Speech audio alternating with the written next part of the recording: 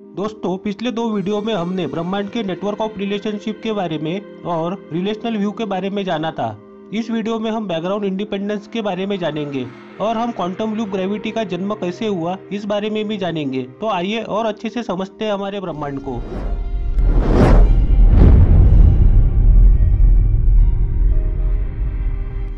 Albert Einstein की theory of relativity का भ्रामक पहलू यह था कि यह लगातार ऐसे यूनिवर्स को डिस्क्राइब कर रही थी जहां मैटर ही नहीं है। इससे ऐसा प्रतीत होता था कि यह थ्योरी रिलेशनल नहीं है, यह कोई रिलेशनशिप ही नहीं है जो स्पेस को डिस्क्राइब कर सके।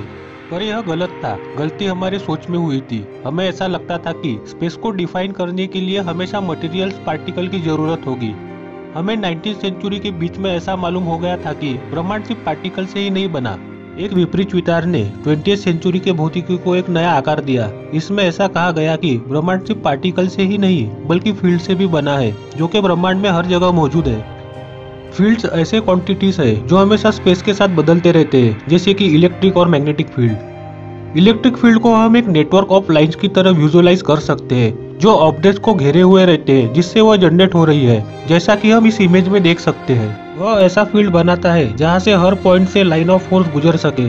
अगर हम कोई चार्ज पार्टिकल को उस फील्ड में रख देते हैं तो वह वहां कुछ फोर्स महसूस करेगा, क्योंकि वहां मौजूद लाइन ऑफ फोर्स उस पॉइंट से गुजर रही होगी। जनरल रिलेटिविटी थ्योरी फील्ड्स के बारे में ही है। इसमें से एक उलझन से भरी जो फील्ड है उसे हम ग्रेविटेशनल फील्ड कहते हैं। यह इलेक्ट्रिक फील्ड के मुकाबले काफी ज्यादा पेचीदा है और उसको इलेक्ट्रिक फील्ड की तरह लाइंस में इमेजिन करना तो और भी ज्यादा पेचीदा है। इसके लिए हमें 3 लाइंस के सेट की जरूरत पड़ेगी, जैसा कि आप इमेज में देख सकते हैं। आप इसे डिफरेंट कलर में इमेजिन कर सकते हैं क्योंकि वहाँ 3 सेट्स है फील्ड लाइंस के। ग्रेविटेशनल फील्ड एक रिलेशनशिप का नेटवर्क है जो कि यह दर्शाता है कि वह 3 सेट ऑफ फील्ड लाइंस एक दूसरे के साथ कैसे जुड़े हैं।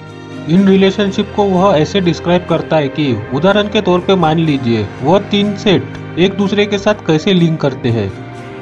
इनफैक्ट यह सब रिलेशनशिप वहाँ गुरुत्वाकर्षण क्षेत्र के लिए ही है। एक जैसे 2 फील्ड लाइन के सेट अगर गठान में उलझे हो और वह एक दूसरे के साथ लिंक हो तो वह exactly same physical situation show करेंगे। इसलिए हम जनरल रिलेटिविटी थ्योरी को रिलेशनल थ्योरी कहते हैं।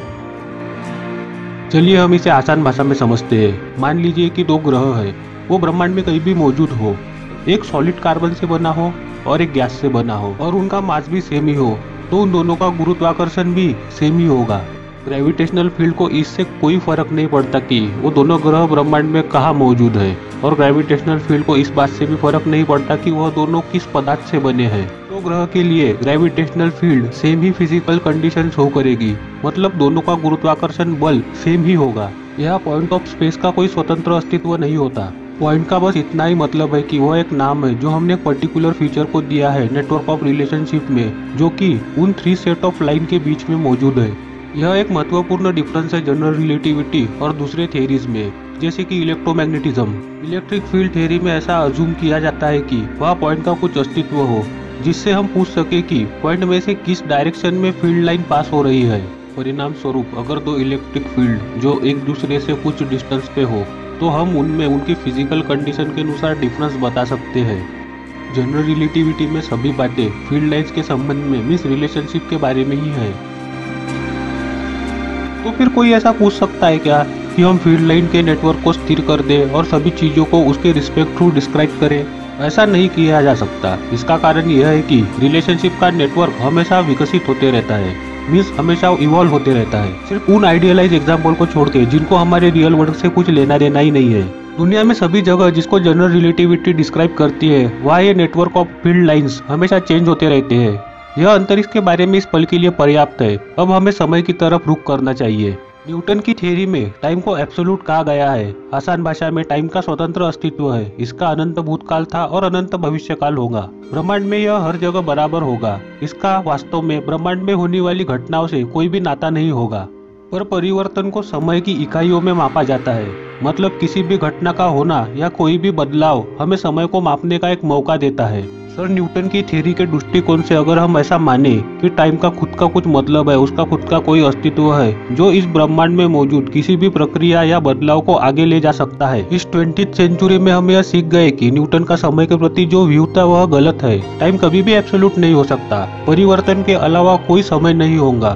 मतलब बदलाव ही हमें टाइम को महसूस कराता है। अगर कोई बदलाव ही नहीं होगा तो कोई टाइम भी नहीं होगा। हमारे इस ब्रह्मांड में लगातार बदलते नेटवर्क के बाहर घड़ी जैसी कोई चीज का अस्तित्व ही नहीं होगा। हमारे ब्रह्मांड के बाहर कोई यह सवाल नहीं पूछ सकता कि कोई चीज कितनी तेज है। अगर कुछ बदलाव हो रहा है तो हम बस इसकी तुलना कर सकते हैं कि यह बदलाव कितनी तेजी से हो रहा है किसी अन्य बदलाव की प्रक्रिया के तुलना में। टाइम को हम ऐसे डिस्क्राइब कर सकते हैं कि यह नेटवर्क ऑफ रिलेशनशिप में बदलाव को दर्शाता है और वही नेटवर्क ऑफ रिलेशनशिप हमें स्पेस को दर्शाता है। अब शायद आप समझ गए होंगे कि कैसे हमारे ब्रह्मांड में चीजें एक दूसरे के साथ रिलेशनशिप में रहती है। इसका मतलब यह है कि जनरल रिलेटिविटी में यह बात बेतुकी होगी जहां हम एक ऐसे ब्रह्मांड की कल्पना करें जहां कुछ बदलाव नहीं होता। टाइम और कुछ नहीं, बस बदलाव को मापने का एक तरीका है। इसका और कोई मतलब नहीं है। न तो स्पेस न ही टाइम का इस सिस्टम के बाहर कोई अस्तित्व है और यह सिस्टम हमेशा इवॉल्व विकसित होते रहता है और यही सब मिलकर हमारे ब्रह्मांड की रचना करते हैं। भौतिकविद जनरल रिलेटिविटी की इस विशेषता का उल्लेख बैकग्राउंड इंडिपेंडेंस कह के करते हैं। इसका मतलब यह है कि हमारे ब्रह्मांड में कोई फिक्स बैकग्राउंड कोई फिक्स पृष्ठभूमि नहीं है या फिर कोई स्टेज नहीं है जो हर समय स्थिर रहे। इसके विपरीत न्यूटोनियम मैकेनिक्स या इलेक्ट्रोमैग्नेटिज्म बैकग्राउंड डिपेंडेंट है। ऐसा इसलिए है कि यहाँ एक निश्चितता मौजूद है जो कब और कहाँ जैसे सवालों के बारे में अंतिम जवाब प्रदान करती है। आने वाले वीडियोस में आप इसे और अच्छे से समझ पाओगे। यह एक कारण है कि क्वांटम थ्योरी ऑफ ग्रेविटी का निर्माण करने के लिए इतना समय लगा, क्योंकि पिछले सभी क्वांटम थ्योरीज बैकग्राउंड डिपेंडेंट थी। वैज्ञानिकों के लिए यह काफी चुनौतीपूर्ण था कि हम एक ऐसी बैकग्राउंड इंडिपेंडेंट क्वांटम थ्योरी का निर्माण करें जिसमें क्वांटम सिद्धांत की गणितीय संरचना का कोई उल्लेख नहीं किया गया हो, सिवाय जब हम नेटवर्क ऑफ रिलेशनशिप का आइडेंटिफिकेशन करें। असल समस्या ऐसी थी कि एक क्वांटम थ्योरेटिक डिस्क्रिप्शन की दुनिया को कैसे डिस्क्राइब किया जाए जहाँ स्पेस और टाइम और कुछ नहीं, बस नेटवर्क ऑफ रिलेशनशिप हो। इसे हल करने में वैज्ञानिकों को 20वीं सदी के 15 साल लग गए। इसके परिणाम स्वरूप हमें लूप क्वांटम ग्रेविटी मिली। लूप क्वांटम ग्रेविटी को समझने से पहले हमें काफी और चीजों को समझना होगा। दोस्तों, मैं आशा करता हूँ कि आपको यह वीडियो समझ में आया होगा। अगर आपको इसे और अच्छे से समझना है तो इस टॉपिक पे मेरे 2 वीडियो आप देख सकते हैं। आने वाली वीडियोस में हम ब्रह्मांड के बारे में और ज्यादा जानने की कोशिश करेंगे, तो जुड़े रहिए हमारे साथ। धन्यवाद। जय हिंद।